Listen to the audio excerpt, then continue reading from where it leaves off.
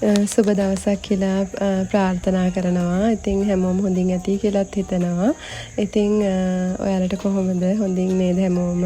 ඉතින් මම මේ අද ඔයාලට පුංචි දෙයක් කියලා දෙන්නයි හදන්නේ. ඇත්තට මේක ඔයාලට ගොඩක් වටී කියලා මම හිතනවා.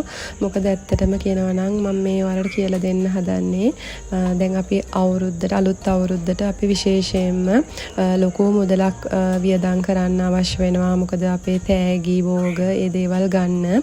ඉතින් ඒකට වෙනමින්ම ඒ කියන්නේ අපි දැන් කෑම හදන්න ඕනේ. ඒ වගේම ගෙවල් සුද්ධ පවිත්‍ර කරන්න ඕනේ, පේන් කරන්න ඕනේ. වැඩ ගොඩාක් අතරේ තමයි. එතකොට අපි නෑදෑයන්ට ගෙදර අයට තෑගි අරන් දෙන්න ඕනේ. ඉතින් ඒ නිසා ඒක විශේෂ ලොකු වියදමක් වෙනවා. ඒ වගේම දැන් මම කැතලික් කෙනෙක් නිසා මට නත්තලුත් එනවා.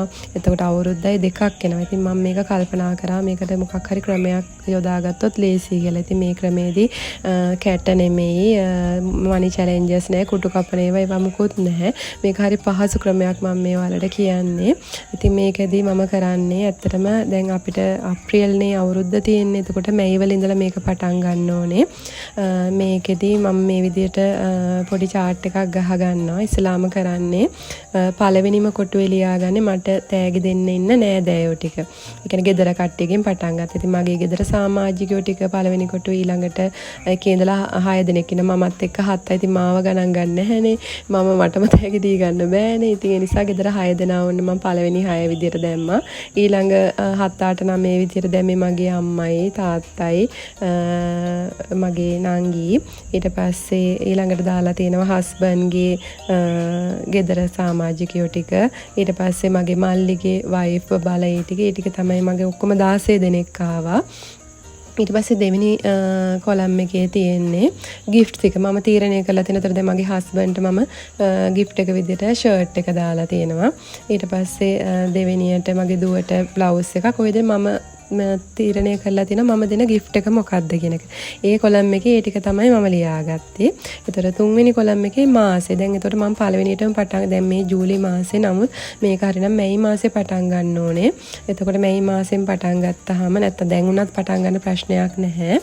ඒතර මැයි මාසෙට මම කරන්නේ මැයි මාසෙට දැන් ඔන්න මේ මැයි මාසේ හස්බන්ඩ්ගේ සැලරි එක හම්බුනහම ඒතර දැන් මම හස්බන්ඩ්ගේ නම ඉස්සෙල්ලාම ලියලා තියෙන. ඒතර යාගේ ගිෆ්ට් එක ෂර්ට් එකක්. මම ඒතකොට මැයි මාසේ යාගේ ෂර්ට් එක ඔන්න අර ගන්නවා සැලරි එකෙන්.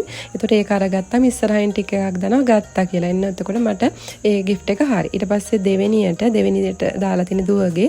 ඒතකොට යාගේ මම බ්ලවුස් එකක් කියලා දාලා ඒක ජූන් වලට දාලා තිනවා. මම ඒතකොට ජුනි මාසේ ඒ ගිෆ්ට් එක කරගත්තා. ඒතකොට මම මැයි ගිෆ්ට් එකත් අරගෙන තියෙන්නේ මේ වෙනකොට. ජුනි ගිෆ්ට් එකත් අරගෙන තියෙන්නේ. ජුලයි එකත් අරගෙන තියෙන්නේ. එතකොට දැන් මට ඉතුරු මාස ටිකේ ඒතකොට මාස 16ක් නැහැනේ, මාස 12යි තියෙන්නේ. ඒතකොට මට පුළුවන් මේ ක්‍රමේදී මැයි ජුනි ජූලි අගෝස්තු සැප්තැම්බර් ඔක්තෝබර් මාස පහේම මාසෙට එක ගානේ ගිෆ්ට් එක ගානේ අරගන්න.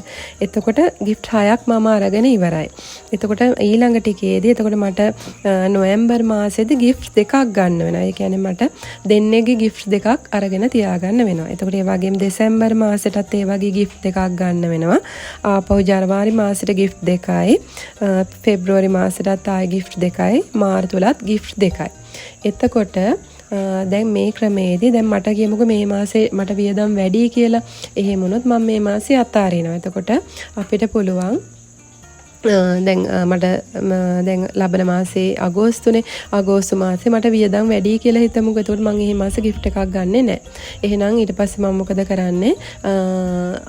අගෝස්තු මාසේ අතහැරලා එතකොට සැප්තැම්බර් මාසේ මම ගිෆ්ට් මට 3ක් ගන්න පුළුවන් නම් මම 3ක් අරගෙන ඒක එකතු කරගන්නවා. ඒ වගේ මට පුළුවන් මාසවලදී එකක් ගන්න පුළුවන්, මාසවලදී එකක්, දෙක, 3ක් ගන්න පුළුවන් නම් එහෙමයි.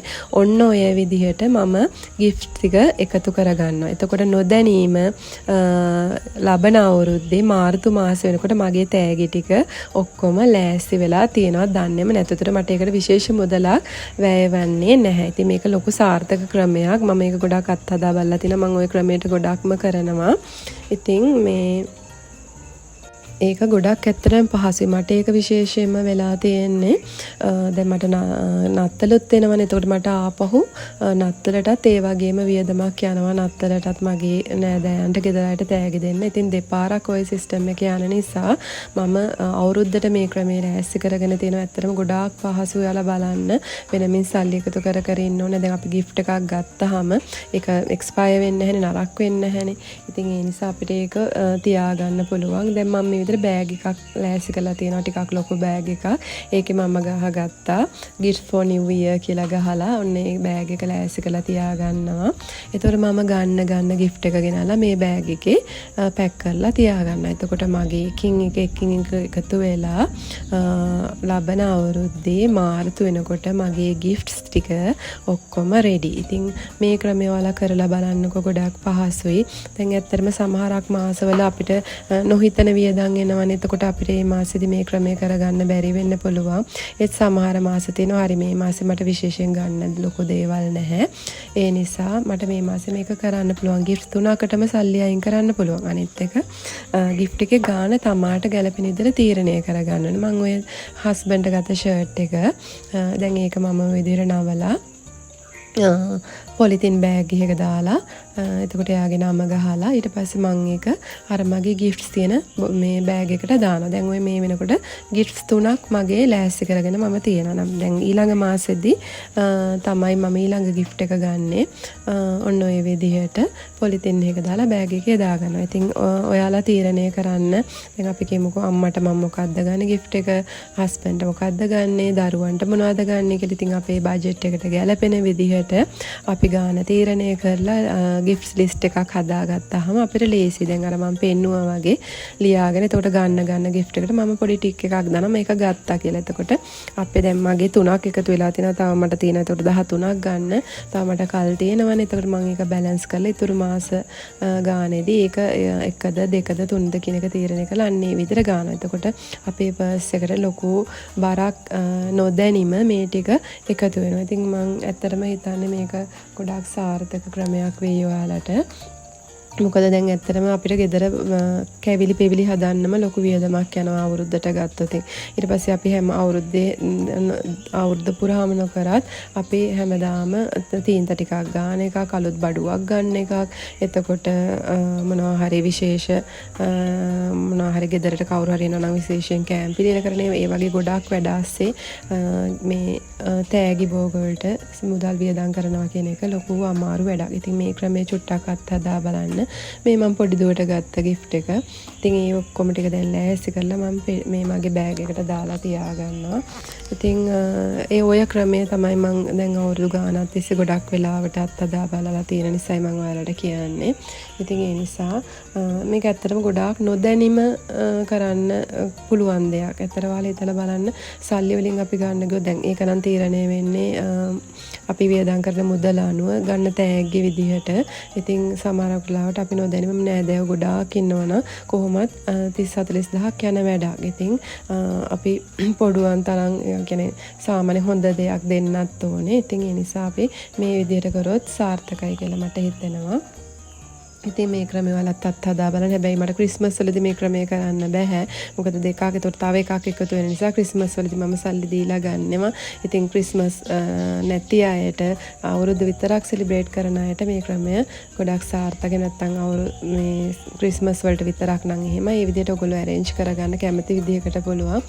මෙන්න මේ බෑග් එක තමයි මම මේකට පාවිච්චි කරන්නේ. ඔන්න ඔය විදිහට දැන් gifts තුන මම දාලා තියා ගන්නවා. ඉතින් අර ලේබල් කරලා තියෙනවනේ මේක මේ අවුරුද්දටයි මම ලෑස්ති කරගත්තේ කියලා. ඉතින් ඒක ඒ වෙනුවෙන්ම අයිති කරගත්ත බෑග් එකක්. ඉතින් මේ වීඩියෝ එක හොඳයි කියලා හිතනත් කමෙන්ට් එකක් දාන්න කියලා ආදරෙන් ඉල්ලනවා. ඉතින් තවත් අලුත් වීඩියෝ එකකින් හම්බෙනකන් මම මේ වීඩියෝ එකෙන් ඔයාලගෙන් සමුගන්නවා හැමෝටම. බුදු සරණයි, ජේසු පිහිටයි. ආපහු හමු වෙමු.